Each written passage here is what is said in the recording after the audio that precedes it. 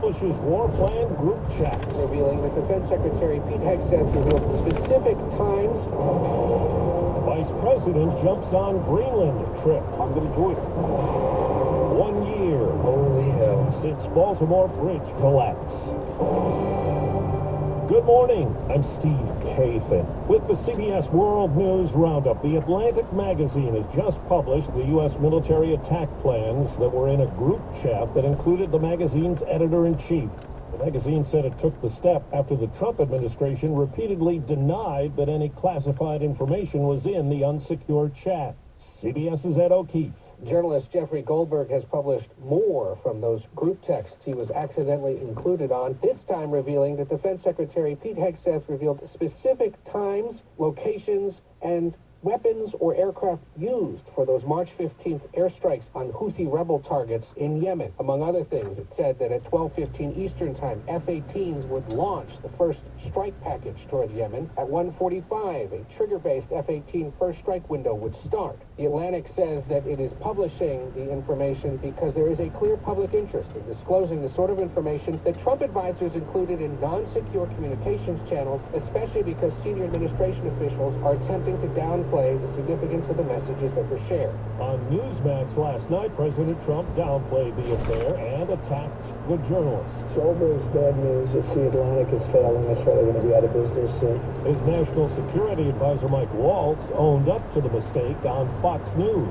A staffer wasn't responsible, and look, I take full responsibility. I built the group. President Trump has signed an executive order that would impose national standards for federal elections.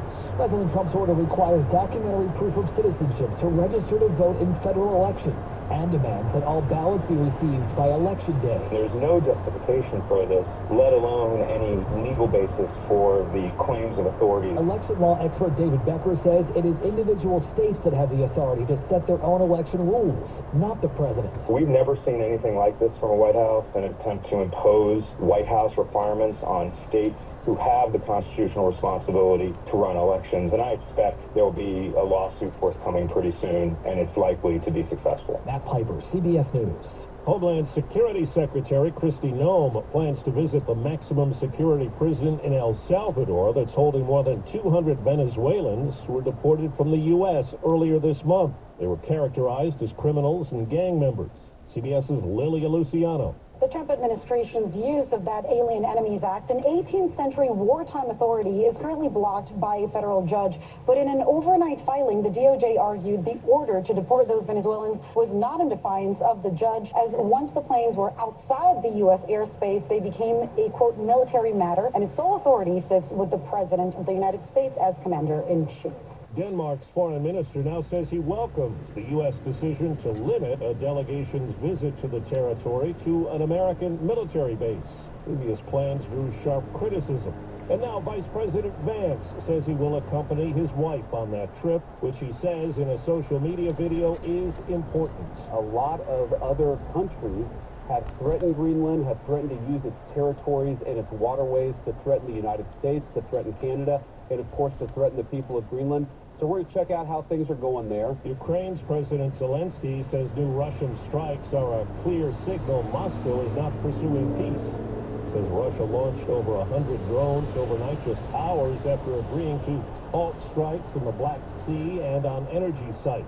President Trump was asked about the war on Newsmax. I think that Russia wants to see an end to it, that it could be their drag in the future. Today, Russia convicted 23 captured Ukrainians on terrorism charges stemming from the war in a trial that Kyiv denounced as a violation of international law.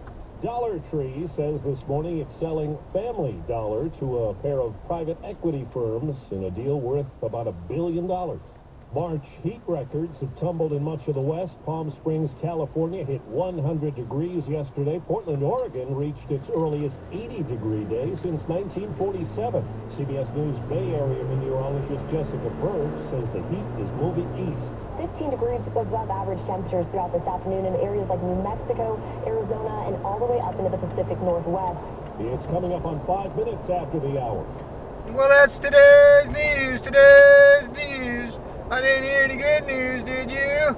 I didn't think so. I guess